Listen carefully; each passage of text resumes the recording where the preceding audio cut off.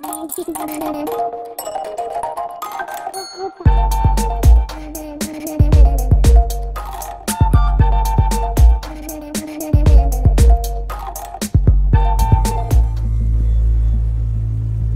নামদার, হুমায়ুন আহমেদ, পর্ব 9। আপনি খুশি না আয়ে, না আপনি খুশি চলে, লাই হায়াত আয়ে, কাজালে চলি চলে। পৃথিবীতে নিজের খুশি মতো আসিনি, খুশি মতো চলেও যাব না। জীবন হাতে ধরে নিয়ে এসেছিল বলেই এসেছি, মৃত্যু হাত ধরে নিয়ে চলে যাবে, তখন চলে যাব। সম্রাট হুমায়ুন মশক বুকে জড়িয়ে গঙ্গা নদীর তীরে শুয়ে আছেন। কখন নদীর স্রোত তাকে তীরে এনে ফেলেছে তিনি জানেন না। অবসাদে, ক্লান্তিতে, হতাশা ও বিষণ্ণতায় তার চোখ বন্ধ। তিনি ঘুম এবং জাগরণের মাঝামাঝি অবস্থায় আছেন। তার চোখের পাতা বন্ধ। সেই বন্ধ পাতা ভেদ করেও সূর্যের আলো তার চোখে ঢুকে যাচ্ছে। চোখ কটকট করছে, কিন্তু তিনি মাথা ফেরাতে পারছেন না। আপনার কি হয়েছে? সম্রাট অনেক কষ্টে চোখ মেললেন। ঘোর কৃষ্ণবর্ণের এক রমণী কলসি হাতে তার সামনে দাঁড়িয়ে। সে গঙ্গার পানি নিতে এসেছিল। রমণীর বয়স অল্প, মুখশ্রী কোমল। আপনি কে? সম্রাট বললেন, আমি বাদশাহ হিন্দুস্তান।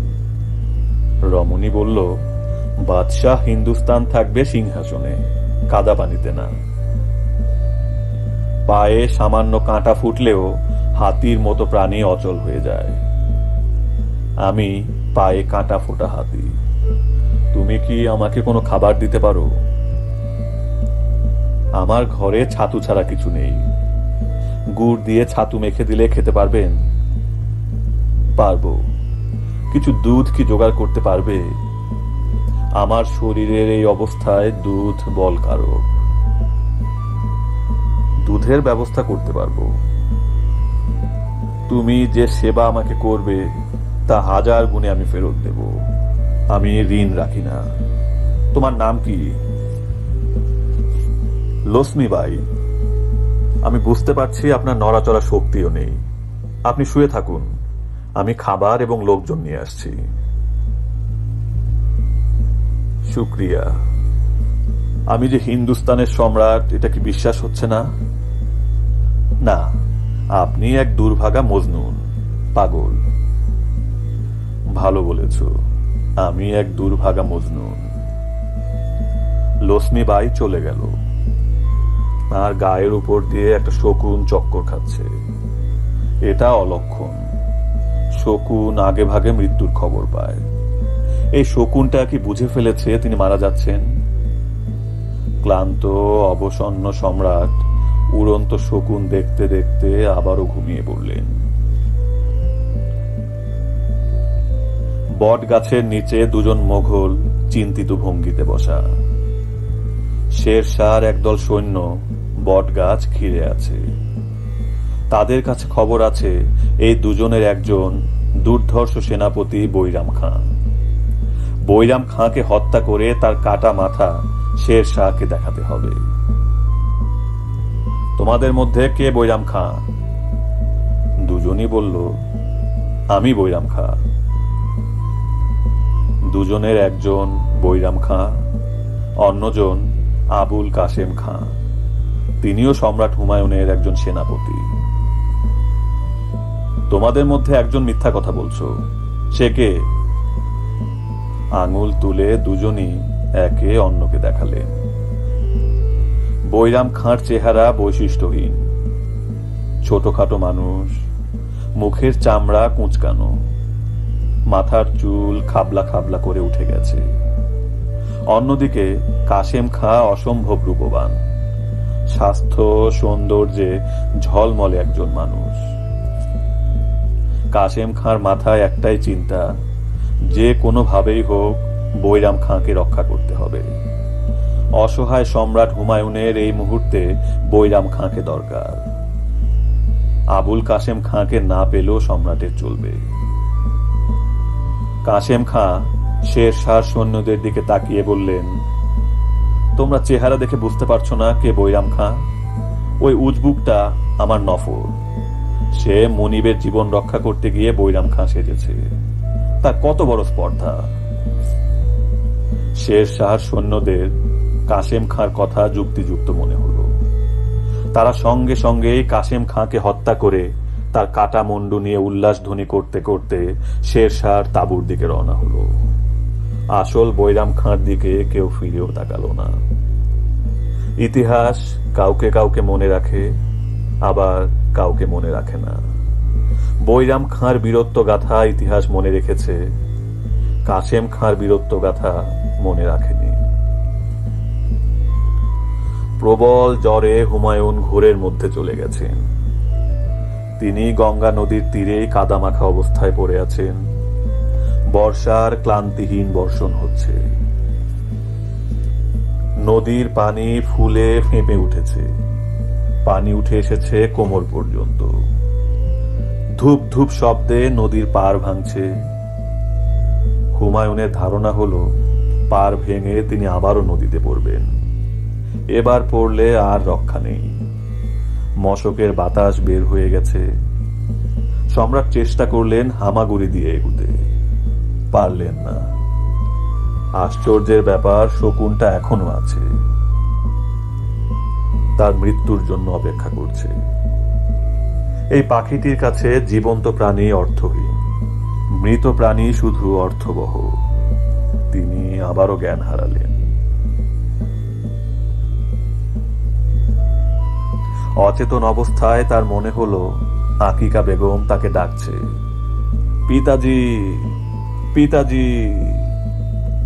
তার মেয়ে কখনো তাকে পিতাজি ডাকে না, আজ কেন ডাকছে? তাকে পিতাজি ডাকে অম্বা নামের মেয়েটা। আকিকা কি অম্বার কাছ থেকে পিতাজি ডাক শিখেছে? হুমায়ুনের কন্যা আকিকা বেগম এবং অম্বা আছে আচার্য হরিশঙ্করের সঙ্গে।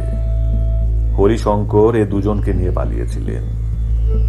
হরিশঙ্কর বলেছিলেন, তোমরা আমার দুই কন্যা, আমার জীবন থাকতে তোমাদের কিছু হবে না, আমি তোমাদের লুকিয়ে রাখব।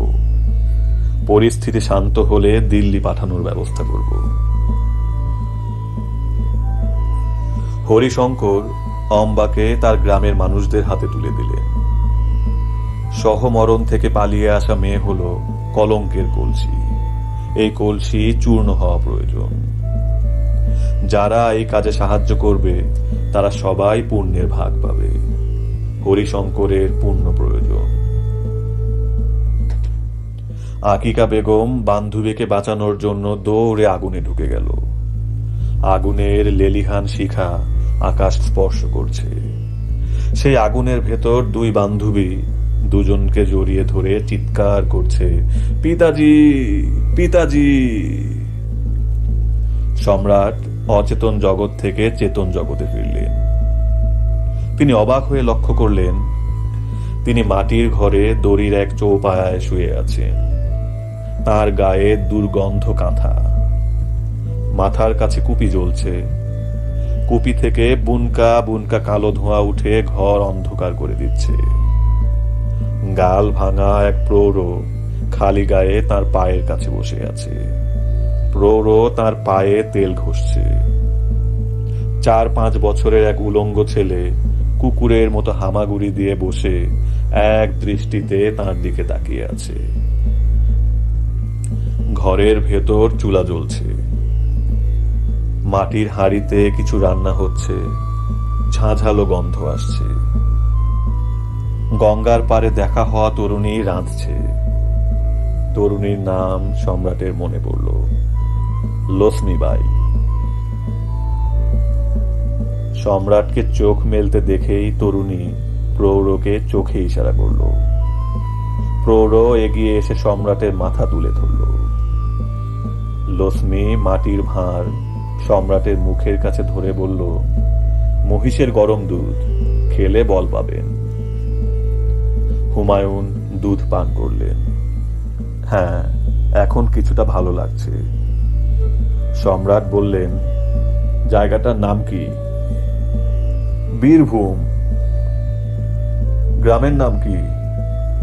নোকরা। এই নামগুলি মনে রাখতে হবে।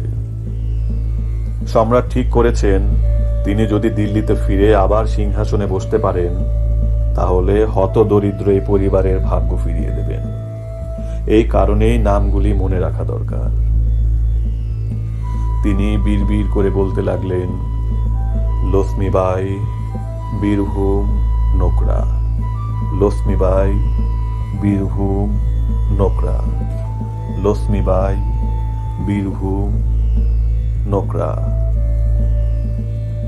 সম্রাটের কথায় বাচ্চা ছেলেটা মজা পেয়ে হেসে উঠতেই প্রৌঢ় এসে সশব্দে তার গালে চড় দিল। চড় খেয়েও বাচ্চাটির কোনো ভাবান্তর হলো না।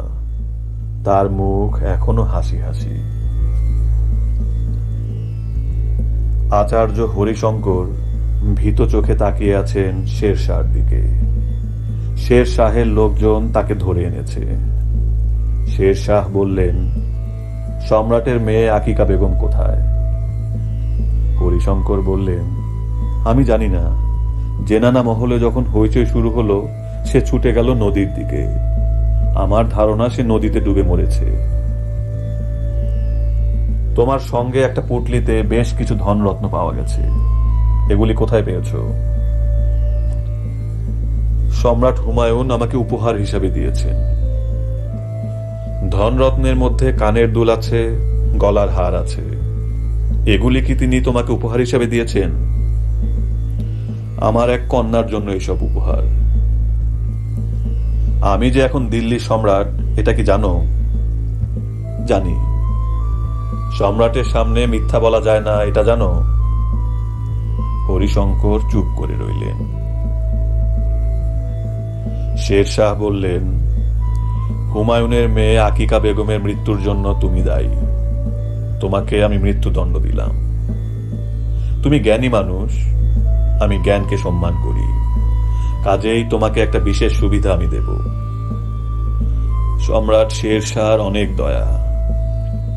শেরশাহ বললেন, হ্যাঁ, আমার অনেক দয়া। তবে পরাজিত মোগল সম্রাট হুমায়ুনের মতো দয়া আমার নেই।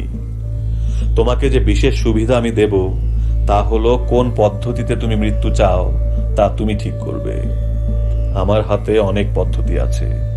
যেমন 1, হাতির পায়ের নিচে পিষ্ট হয়ে মৃত্যু। 2, শূল দণ্ড। 3, তলোয়ার দিয়ে মাথা কেটে আলাদা করা। 4, আগুনে পুড়ে মৃত্যু। হরিশঙ্কর শূন্য দৃষ্টিতে তাকিয়ে আছেন। তার ঠোঁট কাঁপছে, নিঃশ্বাস বন্ধ হয়ে আসছে।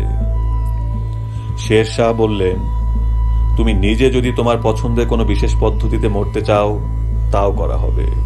বলো, কি পদ্ধতিতে মরবে? হরিশঙ্কর কিছু বলতে পারলেন না। শেরশাহ তাকে আগুনে পুড়িয়ে মারার নির্দেশ দিয়ে দলবল নিয়ে বের হলেন। সম্রাট হুমায়ুনের খবর পাওয়া গেছে। গ্রাম নোকরা, জেলা বীরভূম। লক্ষ্মীবাইয়ের বাড়ি শেরশাহর সৈন্যরা ঘিরে রেখেছে। লক্ষ্মীবাইকে আনা হয়েছে শেরশাহর সামনে। শেরশাহ ঘোড়ার উপর বসে আছেন। তার 2 পাশে 2 পুত্র, তারাও ঘোড়ার পিঠে। শেরশাহ বললেন, তোমার নাম? লক্ষ্মীবাই। হুমায়ুন কোথায়? জানি না। তুমি তাকে সেবা শুশ্রূষা করেছ? হ্যাঁ। তুমি কি তার পরিচয় জানতে? উনি নিজেকে হিন্দুস্তানের সম্রাট বলেছিলেন। আমি বিশ্বাস করি নাই। হুমায়ুন কোন পথে পালিয়েছেন? লক্ষ্মী জবাব দিল না, চুপ করে রইল। তিনি কোন দিকে গেছেন তা জেনেও যদি না বলো, তোমার শাস্তি হবে মৃত্যুদণ্ড। এখন বলো। আমি বলবো না। শেরশাহ তার বড় পুত্র জালাল খাঁর দিকে তাকিয়ে বললেন, হুমায়ুন নামের ওই মানুষটার কি অদ্ভুত ক্ষমতা লক্ষ্য করেছ? মেয়েটি কিছুক্ষণ তার সঙ্গে ছিল, এই কিছুক্ষণেই তার মাথা নষ্ট হয়ে গেছে। সে হুমায়ুনকে রক্ষা করবে, বিনিময়ে প্রাণ দিতেও প্রস্তুত। এই ঘটনা আমাদের জন্য ভয়ঙ্কর দুঃসংবাদ। দুঃসংবাদ কেন? জাদুকরী ক্ষমতার হুমায়ুনের মতো মানুষরা যা কিছু হারায় সবই ফিরে পায়। মানুষের ভালোবাসার কারণে ফিরে পায়। মানুষের ভালোবাসা আমরাও যেন ফিরে পাই, সেই চেষ্টা এখন থেকেই করতে হবে। জালাল খাঁ হ্যাঁ সূচক মাথা নাড়লেন। শেরশাহ লক্ষ্মীবাইয়ের দিকে তাকিয়ে বললেন, তুমি একজন অসুস্থ, হতাশ এবং ভগ্ন হৃদয় মানুষকে সেবা যত্ন করে সুস্থ করেছ, তাকে রক্ষার চেষ্টা করেছ। মানুষটি আমার শত্রু হলেও তোমার আচরণে আমি খুশি। এই স্বর্ণ মুদ্রাটি রাখো, আমার বকশিস। লক্ষ্মী শক্ত হয়ে দাঁড়িয়ে রইল, নড়ল না। লক্ষ্মীবাইয়ের স্বামী মুখ ভর্তি হাসি নিয়ে এগিয়ে এলো। সম্রাট হুমায়ুন নদীপথে আগ্রার দিকে রওনা হয়েছে। অতি সাধারণ মাছ ধরার নৌকা। নৌকার মাঝি তিনজনই বলশালী, তারা আরোহীর পরিচয় জানে না। হুমায়ুন দুপাশের দৃশ্য দেখতে দেখতে যাচ্ছেন। কয়েকবারই তার মনে হলো, পৃথিবী এত সুন্দর কেন? তার হাতে কাগজ কলম নেই। তিনি মনে মনে একটি শের রচনা করলেন। শেরটির ভাবার্থ, আমরা বাস করি সুন্দরের মধ্যে, সুন্দরকে ঘিরে থাকে অসুন্দর, যেমন পুণ্যের চারিদিকে থাকে পাপের শক্ত খোলস। ভাগ্যবান সেই জন যে অসুন্দরের পর্দা ছিঁড়ে সুন্দর দেখে, পুণ্যের কাছে যায় পাপের শক্ত খোলস ভেঙে। সম্রাট নৌকার পাটাতনে শুয়ে আছেন। আকাশ মেঘে ঢাকা। হিন্দুস্তানের কঠিন রোদ এখন আর তাঁর চোখে লাগছে না। আরামদায়ক বাতাসে চোখ বুজে আসছে। তাকে ঘুমুলে চলবে না, জেগে থাকতে হবে। তিনি চোখ বন্ধ করে ভবিষ্যৎ পরিকল্পনা করতে লাগলেন। শেরশাহকে অতি দ্রুত পরাজিত করতে হবে। তিনি কি ভাইদের সাহায্য পাবেন? অবশ্যই পাবেন। ভাইদের প্রতি স্নেহ এবং মমতার কোনো অভাব তিনি দেখাননি। সাধারণ নিয়মে সিংহাসনে বসার পর ভাইদের হত্যা করা হয়, যাতে ভবিষ্যতে কেউ বিদ্রোহ করতে না পারে। তিনি তা করেননি। তিনি পিতার আদেশ মনে রেখেছেন। মৃত্যুর আগে সম্রাট বাবর পুত্র হুমায়ুন মির্জার হাত ধরে বলেছিলেন, আমার মন বলছে তোমার ভাইরা তোমাকে অনেক যন্ত্রণা দেবে, তারপরেও তুমি তাদের প্রতি কোমল থাকবে। যে ভাইদের প্রতি কোমল থাকে, আল্লাহ পাক তার প্রতি কোমল থাকে। নৌকার মাঝির কথায় তার চিন্তা বাধাগ্রস্ত হল। নৌকার মাঝি বলল, হুজুর, বিশাল একটা নৌকা আমাদের পিছনে পিছনে আসছে, আমাদের থামতে ইশারা করছে। আমরা কি থামবো? হুমায়ুন শুয়ে রইলেন, জবাব দিলেন না। তার কাছে কোনো জবাব নেই। নৌকার মাঝি বলল, ওই নৌকায় সৈন্য আছে, আমরা না থামলে বিরাট সমস্যা হবে। শেরশাহ সৈন্য? মাঝি বলল, সে রকমই অনুমান করি, চারিদিকেই এখন শেরশাহ সৈন্য। হুমায়ুন বললেন, ছোট কোনো খালে নৌকা ঢুকিয়ে দিতে পারো? পারি, তাতে লাভ হবে না। আমরা ওদের নজরের মধ্যে আছি। খালে নৌকা ঢুকালে ওরাও খালে ঢুকবে। হুমায়ুন দীর্ঘ নিঃশ্বাস ফেললেন। হুজুর, ওরা খুব কাছে চলে এসেছে। হুমায়ুন হতাশ গলায় বললেন, আসুক। আর তখনই শুনলেন ওই নৌকা থেকে কে একজন বলছে, হিন্দুস্তানের মহান সম্রাট হুমায়ুন কি নৌকায় আছেন? কণ্ঠস্বর হুমায়ুনে পরিচিত, অবিকল বৈরাম খাঁর গলা। প্রচন্ড মানসিক চাপে মানুষের মাথা এলোমেলো হয়ে যায়। তখন সে নানান ধরনের ভ্রান্তির মধ্যে পড়ে। তার বেলাতেও কি এরকম হয়েছে? সম্রাট উঠে বসলেন। অবাক হয়ে দেখলেন 15 জনের মতো মোগল সৈন্য নিয়ে বৈরাম খাঁ নৌকায় দাঁড়ানো। সম্রাটের চোখে পানি এসে গেল। তিনি মনে মনে বললেন, বৈরাম খাঁকে পেয়েছি, আমার আর কোনো ভয় নেই।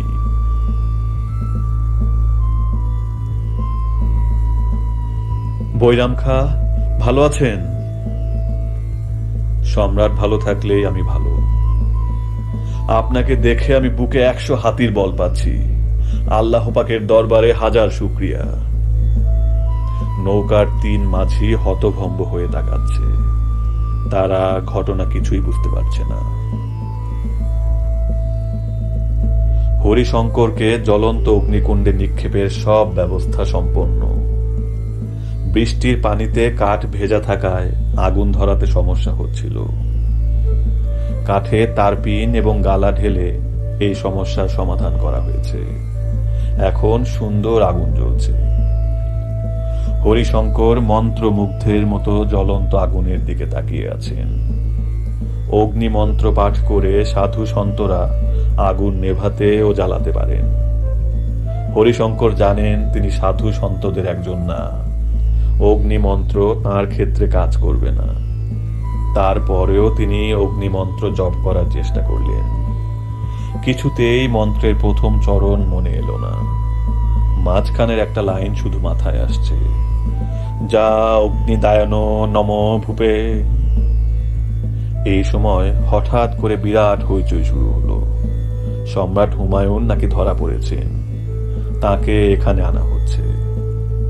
সম্ভবত হুমায়ুনকেও অগ্নিকুণ্ডে নিক্ষেপ করা হবে।